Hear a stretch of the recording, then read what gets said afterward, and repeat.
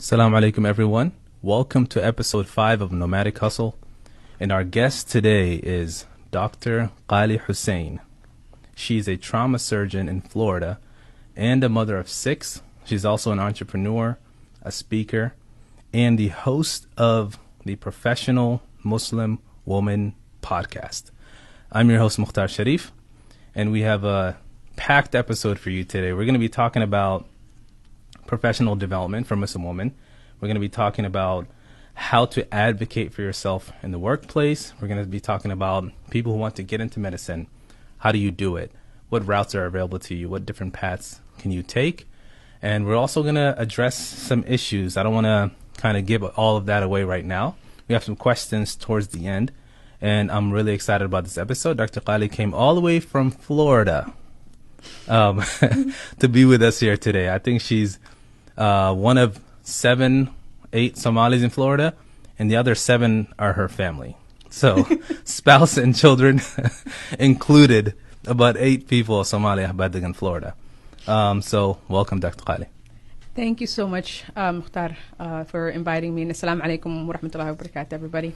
Wa alaikum salam.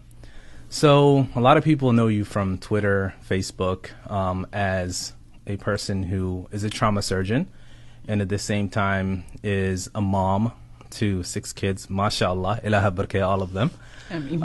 And I think the question that comes to mind and how we're going to sort of get started is, how have you been able to do that, right? Having a full family, we'll get to that in a second, having a family of 6 people, 6 children, and still being able to kind of succeed at the highest level of your profession is one of the things that I think a lot of people are kind of interested in hearing about today. And that's something they can all benefit from and sort of use that as a motivation, and maybe some tactics you can give day to day, some action items that people can kind of be like, all right, if I want to achieve this, here's what I got to do. But first, I want to start with sort of your story and your background. Tell us where you're from, where you grew up, and how eventually you ended up getting into medicine. Okay. So I grew up in Houston, but I was born in Somalia. We lived in Mogadishu, and we left when the war happened. So one of the significant things about my childhood that I do remember is that my grandmother, who raised me, was one of the victims of the war. While we were leaving, she was shot during the war. Trip to the airport, a bullet went through both of her legs, and we had to stop the bleeding. And I was one of the people who, was told to hold pressure. SubhanAllah. That was my first exposure to trauma. We couldn't leave. We had to go back through the same place, we were shot at. She went and got better, alhamdulillah. Then we came to Kenya about a few months later. That's where she recuperated and was able to walk again. We came to Houston. That's where we had family members already in the States before we came. And so that's why we ended up in Houston. Okay. Initially, there weren't that many Somalis in Houston, but now there are. And so my first experience with trauma and with someone being sick was that. I have an aunt who is a physician who was practicing family medicine in Somalia. Okay. And so we have a little bit of that in the family. The background's there. Yeah, and I've always been interested in medicine. And when I started expressing that, one of the people that was supportive of the fact that I wanted to be a doctor was my grandmother. And she was the one that kind of motivated me to, stop listening to all the naysayers, because I've always wanted to be, I like working with my hands. I like, when things are broken, I like to fix them. Electronics, I like to play with them. And so, having that plus an interest in medicine, I was, naturally drawn to surgery.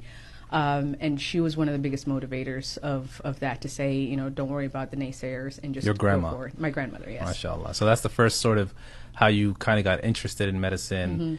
And one of the people that pushed you was your grandma. Do you think you would have eventually went into medicine had you not had that support system, or have somebody sort of giving you that encouragement that you needed? Do you feel like that was a big part of it? Was a huge part, because when I stated that, it was, when I was making the transition to really, accepting and wearing the hijab.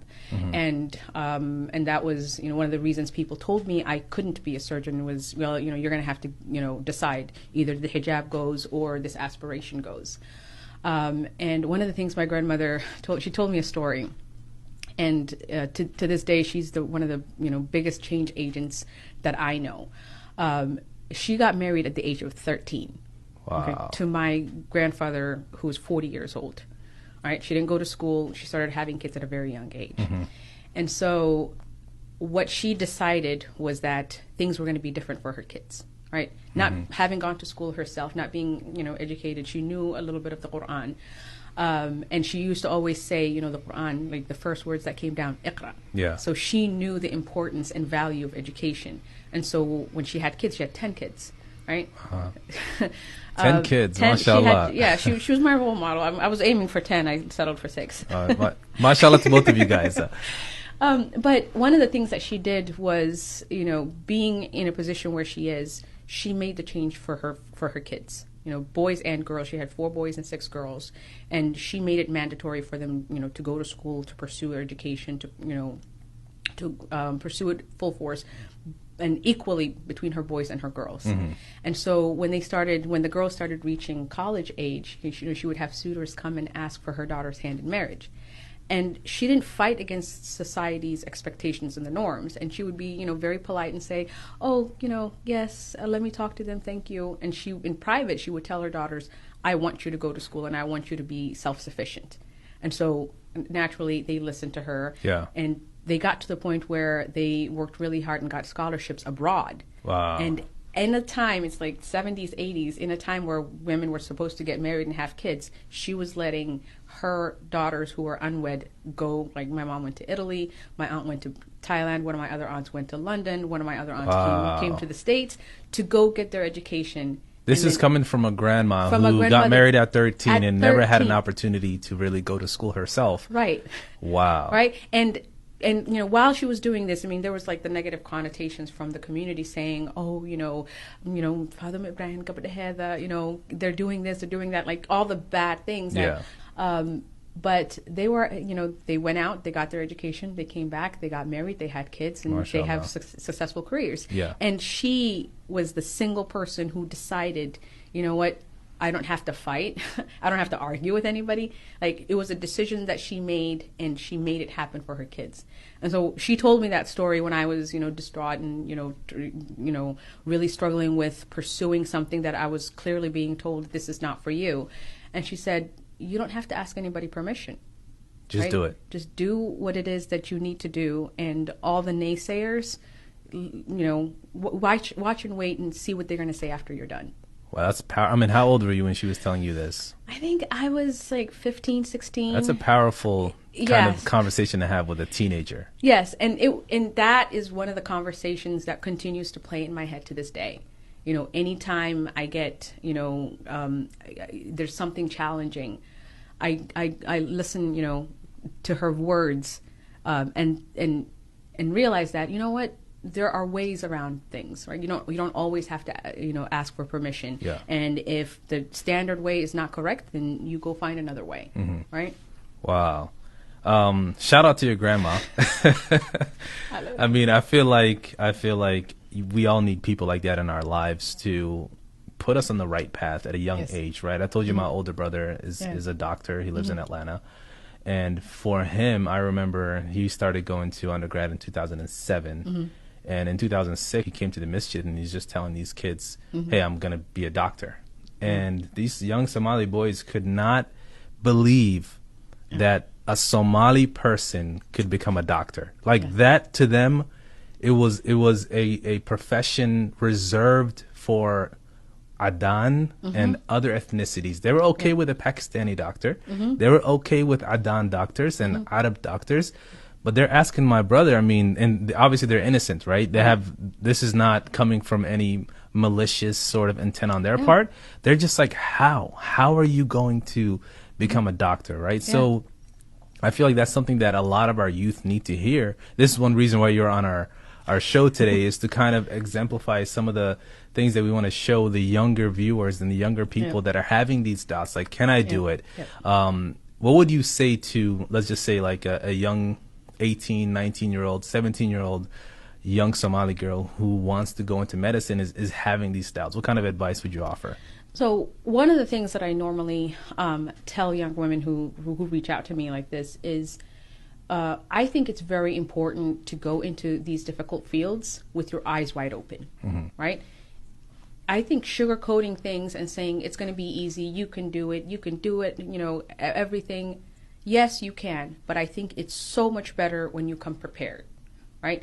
There will be struggle. You will have to sacrifice certain things, but if you are truly passionate about it, you can overcome anything, right? And have a work ethic. And good work ethic. Know that you're going to be sacrificing a lot of things. You know, you're not going to be able to do things that other people your age, you know, want to do. But if you're truly nerdy and want to go to medical school, I enjoyed studying. Right? If you really want to do it, if you're really passionate about it, then, you know, don't listen to anybody who's going to tell you, you know, that it's going to be impossible, especially people who haven't seen it, who haven't done it, right? That's one of the biggest problems I had. And once my grandmother, you know, had that talk with me, I would always look at, you know, where is that information coming from, right? The people that are telling you, no, it's impossible. How do they know it's impossible? Besides what society tells us and besides what the norm is, what other information do they have? Like if someone qualifies this person to advise you on this topic? Exactly. So if someone it's on the inside tells you, hey, it's going to be really hard, but you know what, that's how it is, then I will take that person's advice and say, you know what, okay, I got to toughen up. This is going to be tough. But someone who has no idea what it feels like to be in medicine tells you, oh, ado Somali, you're not going to make it, then don't listen to them. Yeah, that's great advice. I think a lot of time the people that advise us against endeavors, it could be anything. It could be college, it could be medicine, it could be going into the tech industry. A lot of times the person is judging your capabilities based on what they can and cannot accomplish. So a lot of times you'd be asking someone and they tell you can't do it, not because you, as Dr. Qaali, is not capable of this, but because they have limited themselves, right? So I think the point you're making here is that we have to be conscious about who we're asking for advice. You can't just ask anyone about, hey, what do you think if I become a surgeon? And this person is like, all right, no, there's no way. They're just automatically judging you from the beginning. They don't know your work ethic. They don't know what you're capable of doing. They don't know your grades or your intellect and what you're capable of. So I think that's a good point that you brought up. Yeah, I mean, I've been laughed at. I've been laughed at. What did they laugh at? What did you say? The fact that I wanted to be a surgeon. Like, I have literally been laughed at, you know, while I was in college, while I was in medical school, the fact that I wanted to be a surgeon. I was in a medical school interview where the person interviewing me basically talked about nothing but my hijab. Wow. Right? My qualifications, my interests in medicine, none of those things mattered because automatically I was disqualified and the only thing she had anything to say about was my hijab. That's crazy. Yeah. These kinds of things happen. How do you handle that? So it depends on where you are in the hierarchy, right? Medicine is a very hierarchical field. And when you're at the bottom of the totem pole, there's very little you can do, right? For me, what I ended up doing was, in places like this, you know, there are reporting mechanisms in place, but they out you. There's nothing anonymous about it, right? So there's a lot of things. Your rights are violated, right? Freedom of religion, all those things, they're violated left and right. Yeah. Women's rights, you know, people ask you, oh, you're pregnant, you're gonna have, are you planning on having kids during, you know, this training? Isn't that illegal? It is illegal. It is absolutely illegal. And these programs, especially residencies, are funded by CMS. So it's federally funded, and they're violating your rights. Yeah. Right. So these are the things that, you know, we're speaking about. We're speaking out about right now. But it's such a hierarchical system, and everybody knows everybody else, that if you raise your voice, you automatically become the trouble, student. So one of the things that I used to do was, just go interview as many people as in many places as you can. And if a certain place is going to treat you like that in an interview, they're going to treat you like that during training. So I would rank those people. You probably don't want to be there. You do not want to be there. So I would rank those people and either very low or not even put them on my list. Yeah. And as you advance, there are, certain things that you can do to start speaking up for yourself and not accepting certain things. Like I remember, I think we can get to that a little bit later. Like when I was told I couldn't get into the OR because of my hijab. Wow. Right? So I've gotten there. I did all the work and I was supposed to be there.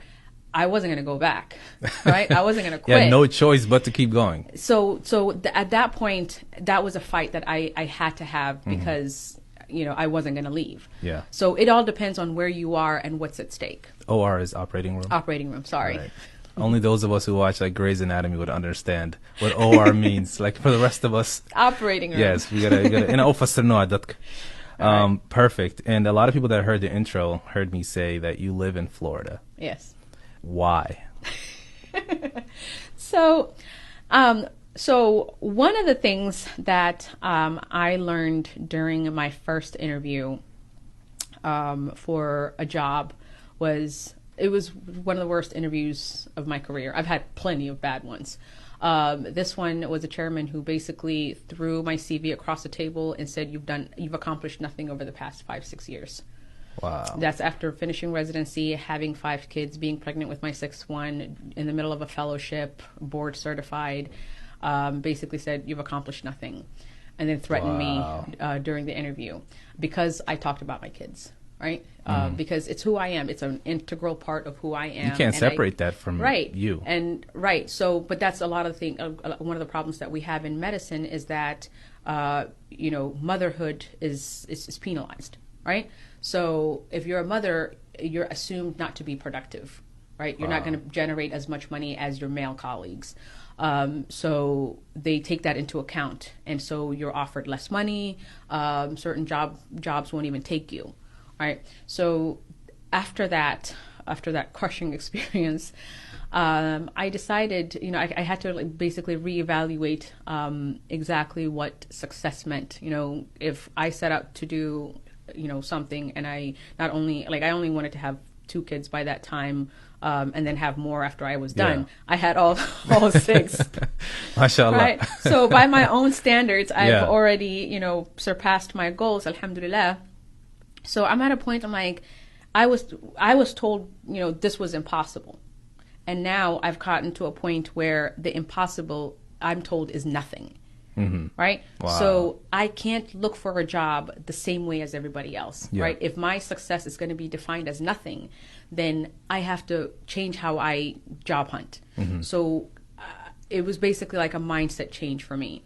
And so what I decided to do was, number one, I would own my own success, right? I would be the one saying this. You wouldn't let it be defined by somebody else. Exactly. Like, this is who I am. I'm a board certified, fellowship trained surgeon. Yeah. Right? In their face. In their face. Yeah. Yeah. I not only am I a general surgeon, I'm an intensivist. I did my fellowship in surgical intensive care, critical care. Right? I'm board certified at times 2.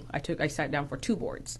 Wow. Right? So I'm not going to let anybody define what success means. Mm-hmm. And then number 2, my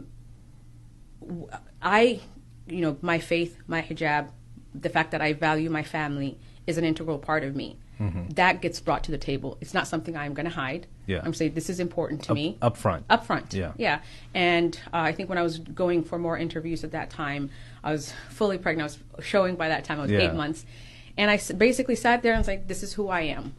And so either take it or leave it. And if you're in a, if I'm in an interview and someone sees me as a failure or sees, everything else that comes with me as baggage and not as an important part of who I am, then they don't deserve me.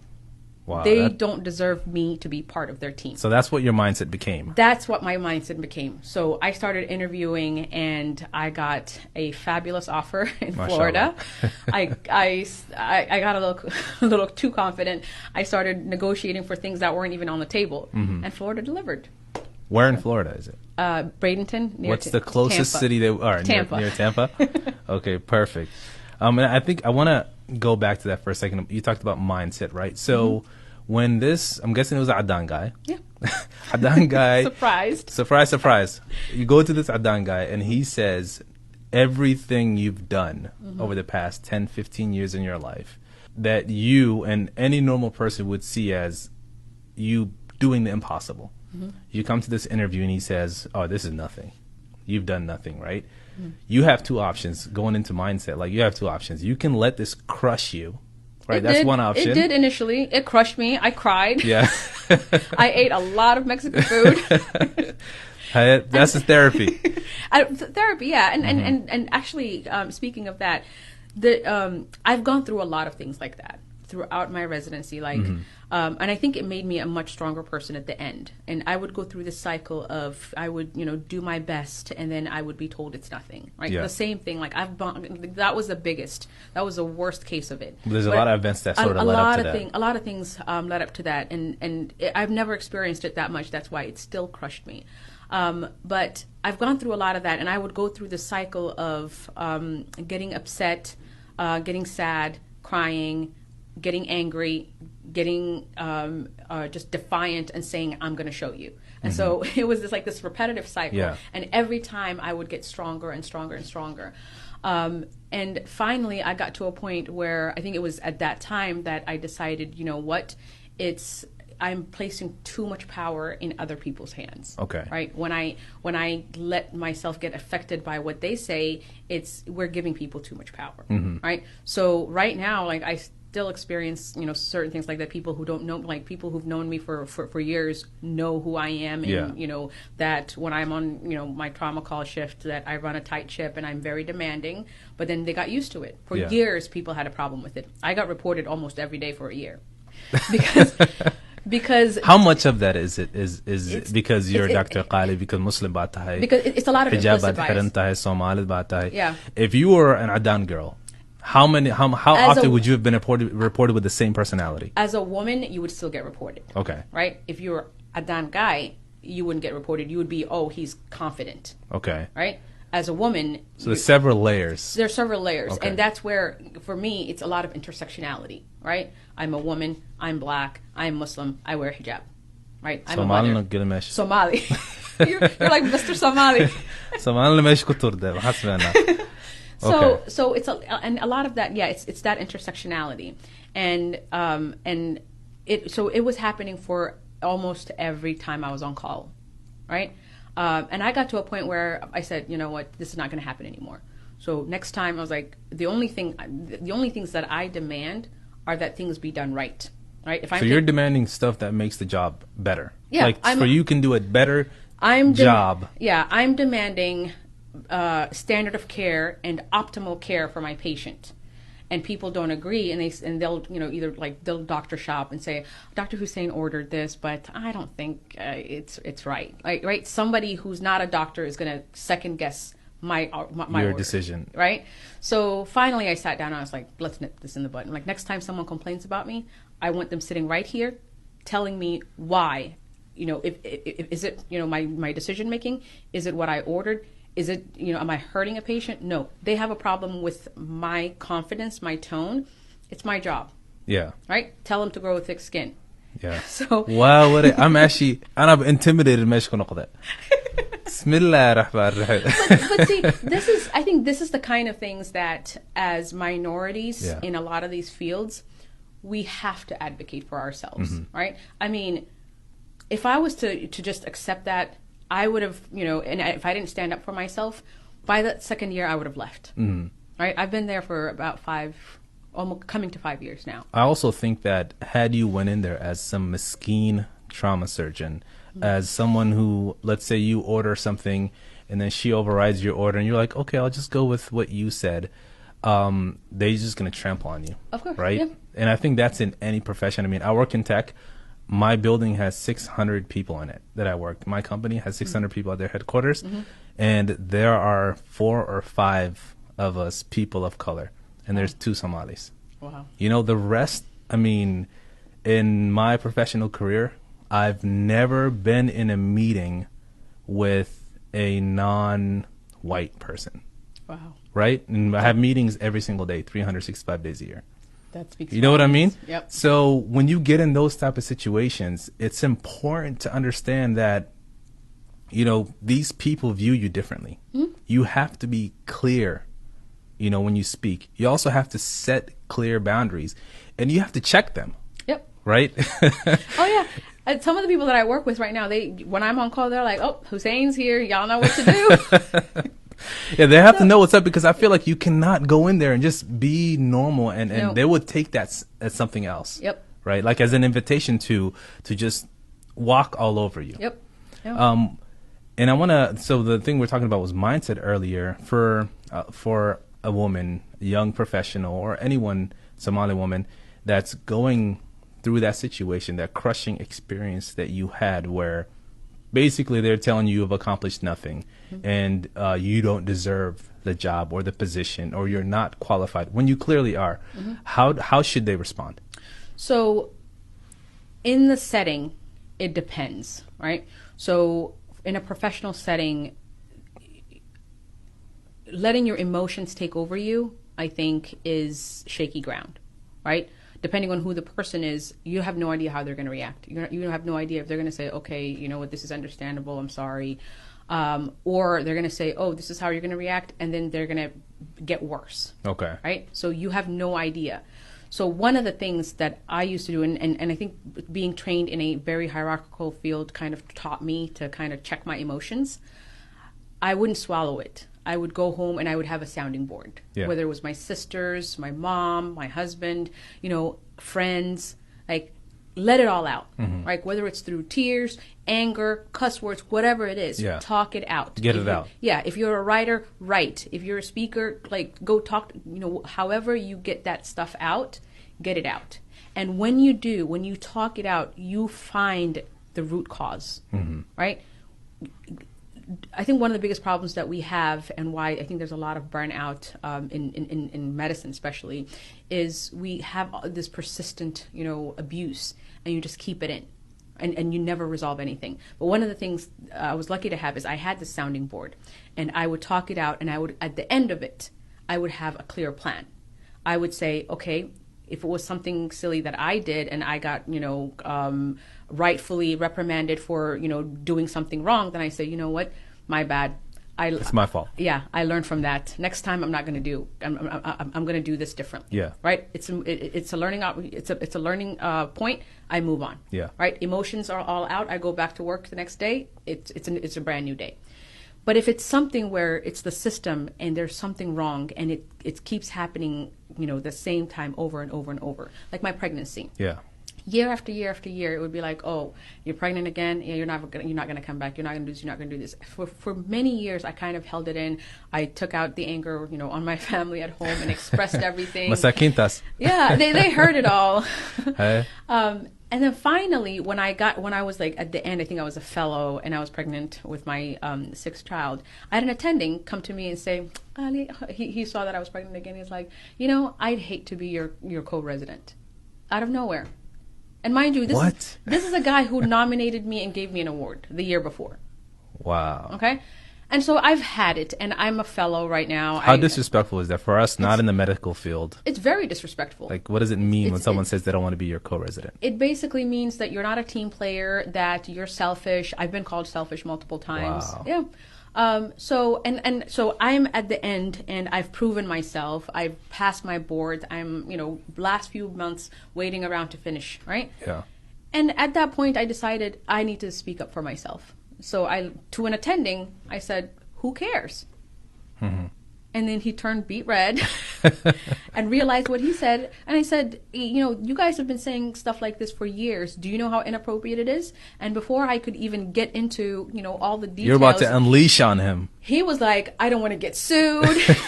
He was using my phone charger in my office. He took his phone off and almost like fell over backwards trying to get out of the room. Wow.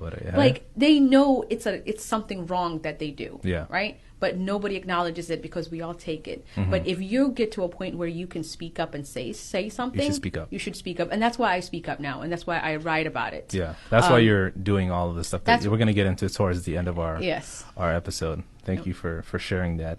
And you mentioned you have 6 children, mm-hmm. mashallah. I think you said 5 boys and 1 girl. Mm-hmm. ilaahay ha ku caawiyo oo ku ducee dadka waxaan dhegeysanaa aamiin dhaha. Amin. Thank you. 5 boys ma sahlana, mashallah, and your daughter is the firstborn, so Yeah, she's the oldest. she's the oldest, She's yeah. gonna come out a fighter if she already isn't. She already is. She's already a fighter. She's feistier than I am, so. Mashallah, ilaah ku garab galo. I'm making like the old Somali du'as for you right now. This is like the odayaasha ducooyinka Amin. ee bixiyaan baa hadda kugu duceynaya. So I think my only question is, how did you do it? Obviously, this is not like a short. There's no short answer, but Yeah.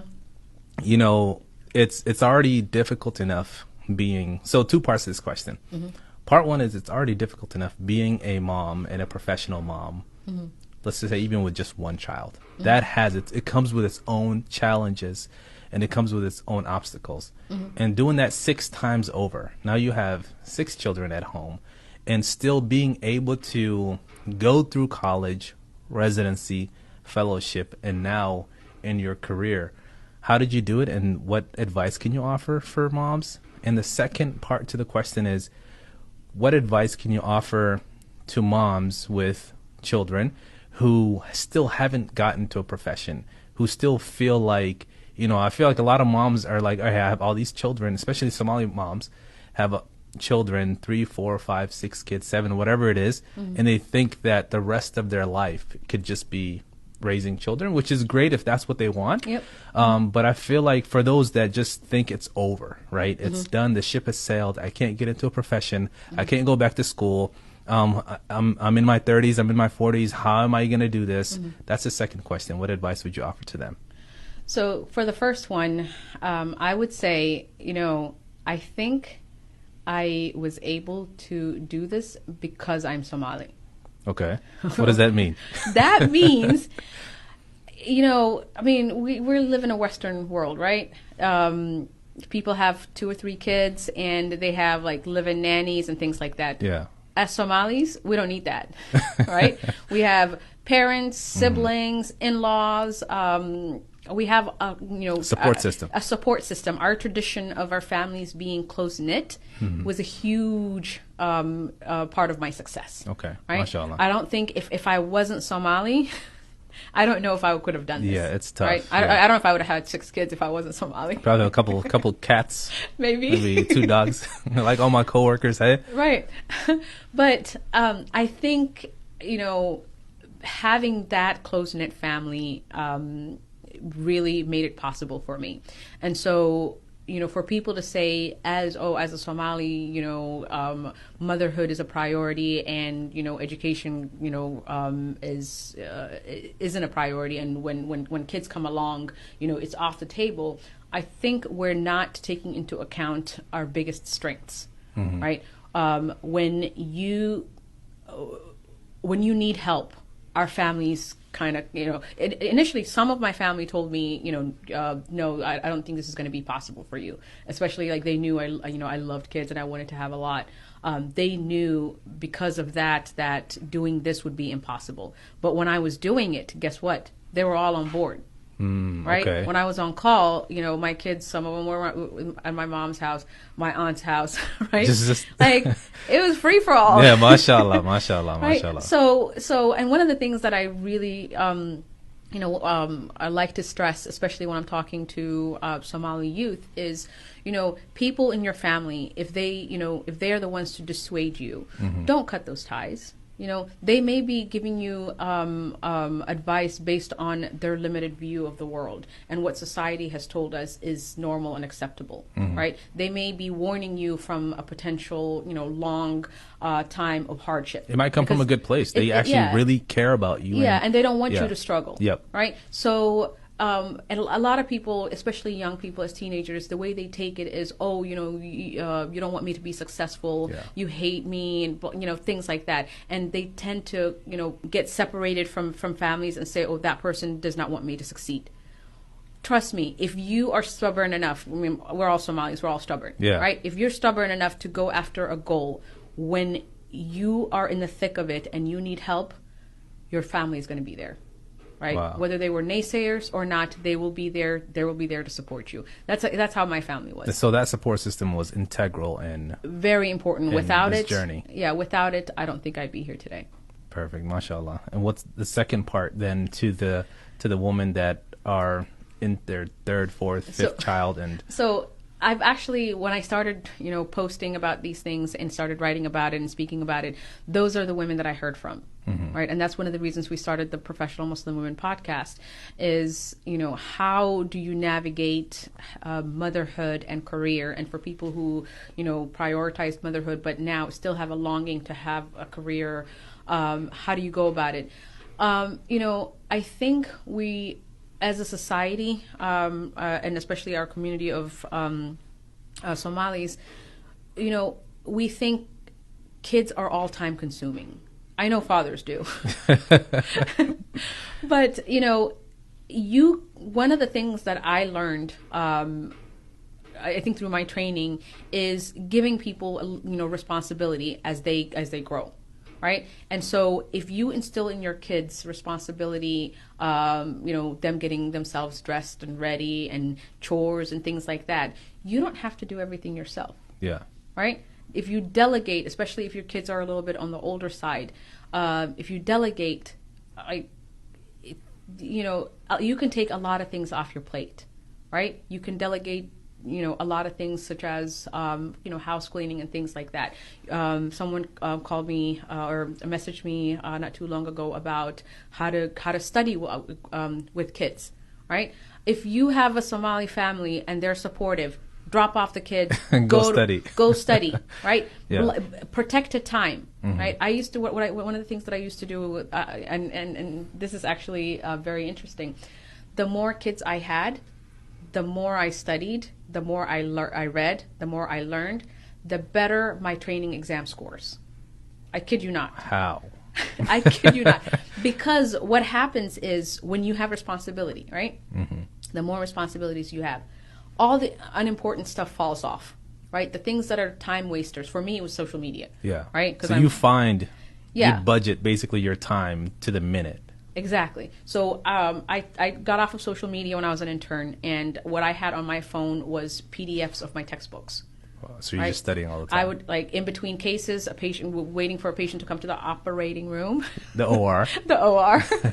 I would sit there and read, a few things here and there. I would, one of my books was in my car, and the binding melted off. I took it apart, and piece by piece, I would put it in my coat pocket. When I would have downtime, I would read a chapter a week. Wow. Right? So, time management, I think, is one of the most important things to learn for working mothers or mothers who are planning on going back to school. Mm-hmm. And setting boundaries, learning to say no. Those are all very important things if you want to accomplish your goal. So time management, number one thing for if you want to a mom that wants to get into a profession or go back to school or set whatever goals that she has for herself that she has to put that. Yeah. Time management and boundaries. Perfect. And we're getting towards the last part of our show, our episode here. So I want to get into a few questions that go along with some of the work that you do. Okay. So first I want to get into the work that you do in personal development, right? Mm-hmm. How can people sort of improve their lives? And you do a lot of work with professional Muslim women. Mm-hmm. Can you touch on that just for a few minutes on what are the top things that you should keep in mind as a professional Muslim woman in your development? So as far as being a professional Muslim woman, I think one of the things that is lacking in a lot of fields, and the reason we created the Professional Muslim Women podcast, is we come across a lot of challenges and a lot of barriers, and other platforms that teach personal development really don't focus on it, right? We are supposed to be mothers, we're supposed to be professionals, we're supposed to be spouses and do all these things. Time management is one of the most frequently asked questions I get. Mm-hmm. Right? How do you manage your time? Right? Yeah. How do you prioritize things? All these things that you have to do. Block scheduling is one of the things that I talk about. Yeah. Right. So, if you're doing multiple things at the same time, if you're multitasking is actually a bad thing. Some people think it's a great thing, but when you're multitask, you're actually less efficient. Yeah. So right? you're doing a bunch of different things, but you're not doing them all well. All well. Yeah. Right. So one of the things that I do, and I've changed my schedule over the past couple of years, is I block schedule. Right. I take all of my calls together at the same time. So when I'm on work mode, I'm 100% work mode. Like before I go to, before I start my week of calls, I'll, get the house together, cook a lot of food, get, do groceries and, Get laundry. all of the house stuff arranged and taken for care them. of. Yeah. And that would hold them for, 3-4 days. And like after that, I'm like, you guys are on your own. Yeah. Right? Do your thing. And then my husband will do like takeout or whatever. And the kids learn how to do their laundry and things like that. But when I'm on work mode, I'm 100% work mode. No distractions. No distractions. I try not to do anything else. When I'm not working, I try and, the other 20 days that I have, like 1 week I'll work on, getting the podcast. The other week I'll work on, the other course that I teach for nurse practitioners and PAs. I'll block schedule so that when I'm focused on something, I give it your all. I can give it my all, right? One of the biggest problems professional Muslim women have is that you're required to do a lot of things, and you want to do all of them well. So time management, block scheduling, self-advocacy, right? A lot of the things that we come across are like the being asked those inappropriate questions. I've been called a terrorist at work. What? Yep, day 3 of being a doctor. Wait, by a patient? By a patient. Okay, I was going to say there's no way a colleague could get away with a colleague. calling. No, I mean they won't call you that, but they'll find ways to sort of still get at you. An interviewer, basically said I don't belong in medicine because of my hijab. Wow. Which is just as insulting. Yeah. So there are a lot of things that that So the happen. patient called you a terrorist. Yes. What? I work in tech. It's not no customer facing stuff. None of that. Me and my laptop, my computer, some screens, and some Hadan people drinking coffee next to me. That's kind of my environment. I don't deal with patients. Yeah. How the hell do you deal with this? Was this in Florida? This was in Texas. Same. Come on. Same thing. Why? Southern. Southern Trump country, all red. Yeah. Adan guy. Yeah. La ilaha illallah Muhammadur Rasulullah. 3 for 3 Adanka today. Yeah. Everything that you've mentioned. So far. There are taking a lot of L's. Oh, stories. So the guy walks in. No, so it was a patient that had he had an infected toe that needed to be amputated, right? Hi. So I'm an intern. It's like my 3rd day of being a doctor, right? I don't know what I'm doing. It's like 5 o'clock in the morning. We're changing wounds. My job is to change the dressing, and so we come in. He doesn't want to get his toe cut off, and he wants to keep his toe. He wants to keep his toe. Okay. It's dead. It's black. It's infected. It's gross. He wants to hold on to it, though. He wants to hold on to it. Hey, go ahead. And so, I don't have these conversations. Obviously, you can tell I don't have very many conversations about dead toes. So I need to get it all out right now. Hey, go ahead. So my senior resident is standing there, and for the past 3 days that I've known him, she's been trying to convince him that he needs surgery, and he keeps saying no. And then every day he complains about something new. This 3rd day, he ran out of stuff to complain about. And so I'm sitting here, I have I'm holding this thing that has like dressing changes, and I'm doing this. So you're changing his toe dressing. I'm changing his toe. Yes.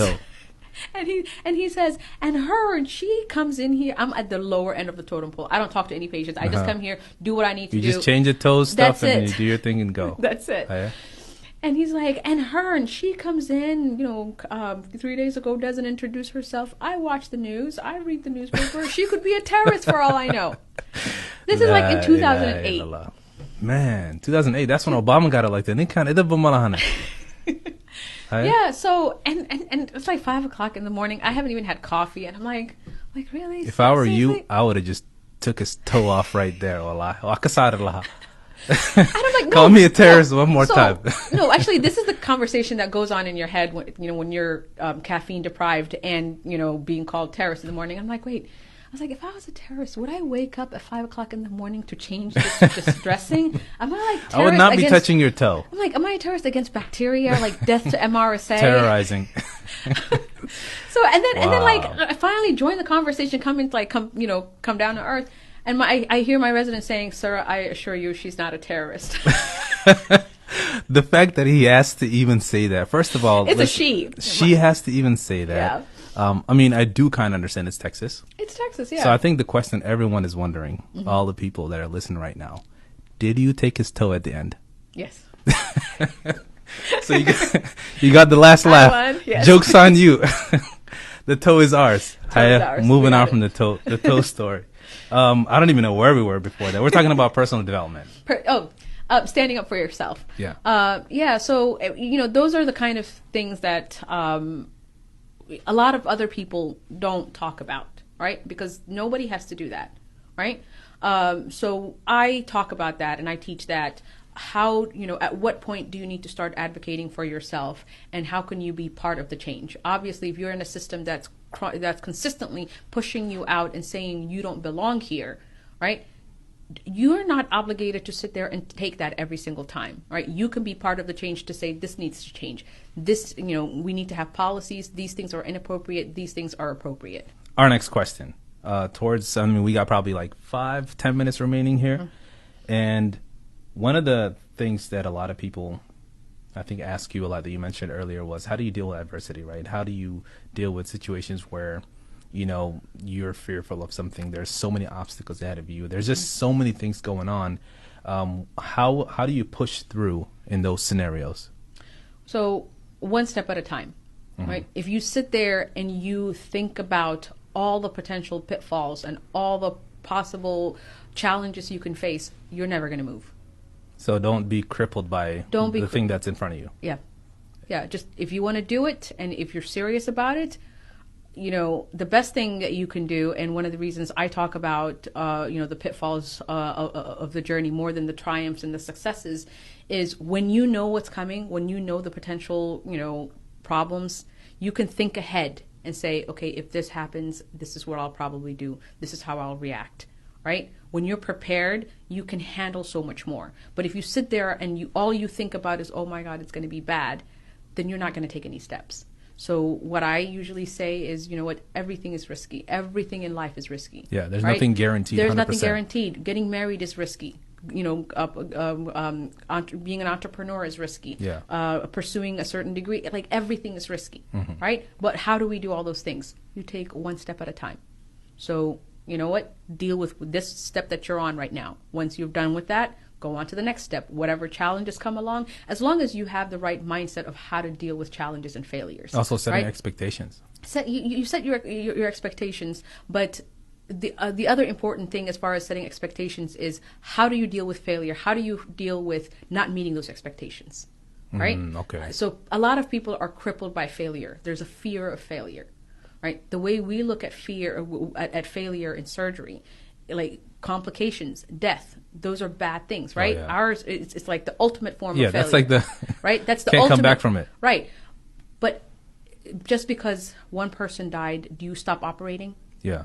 Right? No, you don't. You say, okay, what exactly happened? How did it happen? What are all the different contributing factors, and what can we do to make things better so that our next patient doesn't have the same outcome? Yeah. Right? So fear of failure, I think, is misguided. Right? Failure can teach you a lot of things if you look at it that way. If you look at something and say, I'm afraid I'm going to fail, and fear, and you have so much fear of failure that you're not going to move, then you're looking at failure wrong. So you should look at it as like a learning opportunity. Failure is a learning opportunity. And just move on. Yeah. Okay. So learn from it. Like, don't move on. Say, what did I learn? Yeah. Right? There's a really good book, Principles, by Ray Dalio. And he's an investment guru. I think he's a hedge fund manager or something like that. And he talks about like all the different principles he learned in creating this big multi-billion-dollar company. And one of the things, you'll see it at the presentation, is pain plus reflection equals progress. Right. Wow. Whatever pain, whether it's failure at work, at home, personal life, whatever it is, if you don't reflect on that, you're missing an opportunity. When you reflect on your pain, then that is an opportunity for you to progress and get better. So you could basically turn anything into a learning opportunity. So you have the option in your mind, in your mindset. of how you're going to react. That's what you have control of, right? Yes. How you react to things that happen to you. Exactly. Perfect. Our last thing that we sort of want to talk about is, what are some long-term plans for yourself? Obviously, you're a trauma surgeon. That's your, I guess, 9 to 5, not a traditional 9 to 5. And I'm sure it's not 9 to 5. You probably have like 12-hour shifts 24-hour shifts. 24-hour shifts where you're doing things like removing toes. I leave toes to other people. No now. toes. I do chests and so abdomen. you moved up, moving on up the body. Yes. Toes I started from the bottom. Yes, exactly. So aside from the traditional, the work that you're doing, what are some goals that you've set for yourself, long-term goals, the stuff that you're involved in? You mentioned some stuff about like entrepreneurship. Mm-hmm. You said you teach some courses. You also have this podcast. Can you go into that a little bit before we finish up here? Yeah. So, once you get to a certain point and you accomplish whatever it is you set out to accomplish, you kind of have to look at long-term goals, right?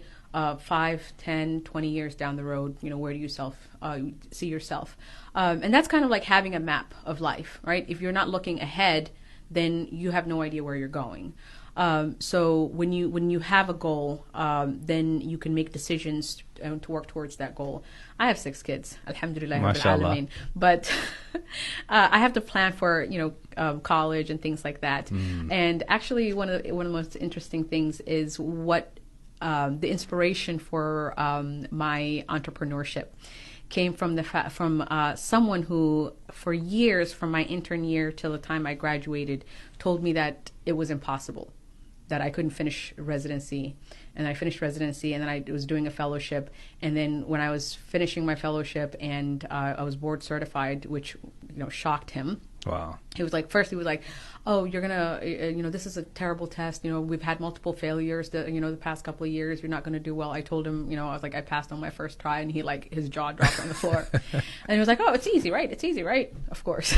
Now he says it's easy. Yeah. So when I was finishing, one of the last things he said to me was, Qaali, yeah, now you're finished and all, but you're never gonna be able to send your kids to private school.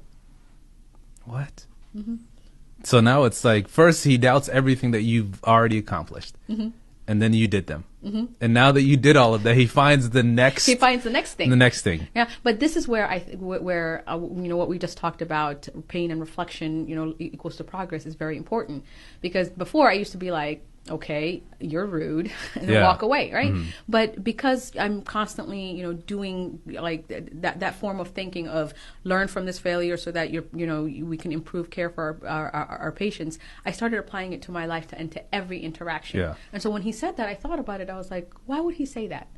And then I looked at the numbers and I looked at my, the finances, and yes, even though like the pay significantly increased, from being a trainee to board certified surgeon, right? But you also have to take all the debt into account. You have to take all the living expenses into account. You have to take all the kids into account. And it hit me, and it's like, you know what? It may not be completely accurate, but there's some truth to that. It makes some sense. It makes some sense, right? Yeah. I mean, he didn't mean it to be enlightening. Yeah, he meant it to like try to crush you again, to like put you down. Yeah, but I started thinking about it, and I'm like, and then I started reading more and more about financial planning and things like that. I saw specialists, and my husband is an accountant, so we like really sat down and like did the whole numbers thing and said, we can do all these things and, pay down debt and this and that. But if we want to accelerate towards financial independence and be able to fully, support our kids and live a more comfortable life and not be, indebted, tied down, then we kind of have to start, thinking outside the box. This is where the entrepreneurship came in. And that's where the entrepreneurship came in. So, I mean, right now I am working on a course that we created over the past year. It's called Advanced Surgical Skills for Advanced Providers. When you say course, what kind, like where are you distributing this? So this is, right now, it's an in-person course where me and another surgeon and our physician assistants and nurse practitioners, we teach trauma, acute care surgery, critical care. We teach how to do procedures, how to put tubes in people's chest, do central lines, put someone, a tube in someone's airway so they can breathe. So we teach that. Our next course is actually coming up in January. And we created this course because there's a huge need. We rely on these physician assistants and nurse practitioners, but there is no such training for them anywhere.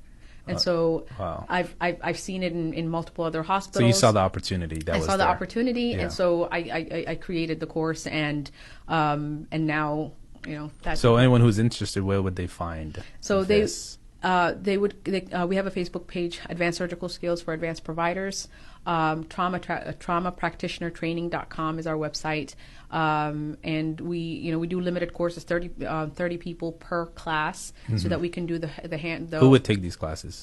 Nurse practitioners, physician assistants, students, EMT, like paramedics. Yeah. So anybody interested in learning these procedures who take care of patients or family nurse practitioners, they can do it too. To learn, if they're dealing with emergencies, then this is very important. Perfect. And you mentioned, so you got the course, and you do a lot of speaking engagements. So what kind of stuff do you usually cover in that? So when I talk about, a lot of the conferences that I go to are women in medicine. We talk about, advocating for yourself, time management, being a change agent. I'm going to another one, I think March. I think American Medical Women's Association is another one. We also have the podcast. Yeah. We're going to share the link on this post. So it's the Professional Muslim Women Podcast.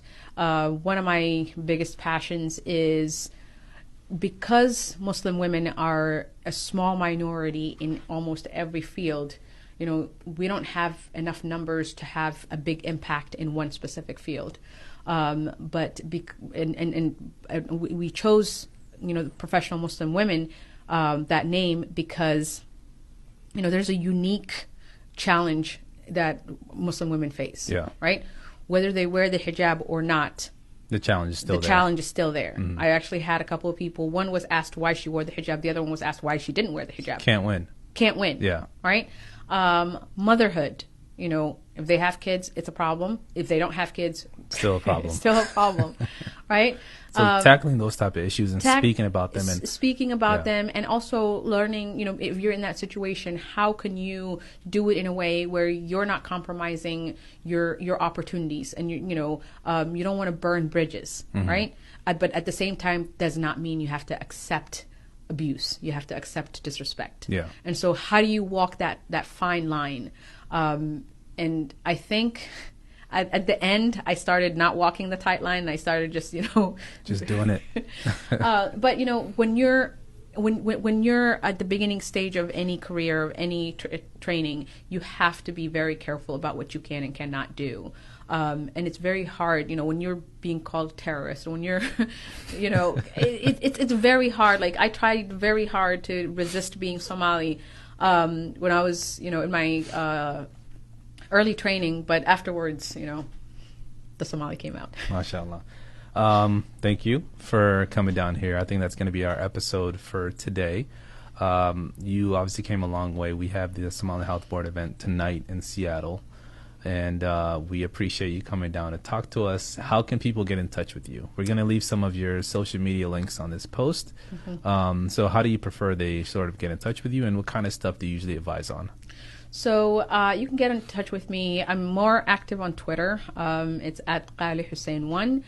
I'm also on Facebook, Qaali Hussein. I'm on Instagram, I think, Dr. Qaali Hussein. Yeah.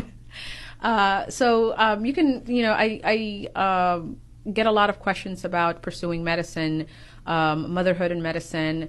I would love to get a lot of questions regarding how, what specific steps to take to be part of the change. Okay. Right? I think, a lot of these fields seem to be closed off to us because, it's very hard to be the change. But as someone has said before, I can't remember who it is, be the change that you want to see in the world, right? So, and if we're not actively taking that step, then I think the disparities and inequalities will persist. Perfect. And that's it for today. I want to thank you guys all for listening. If you're listening to this on Apple Podcasts or any other podcasts, please leave a comment. Tell us what you think about the show. Tell us how we could improve. You can also please leave a 5-star review if you're listening on YouTube and across our other social media accounts. Leave a comment, share, and you can message us about this podcast and what you think about it and how we could also make it better for you. And we'll see you next week. Thank you.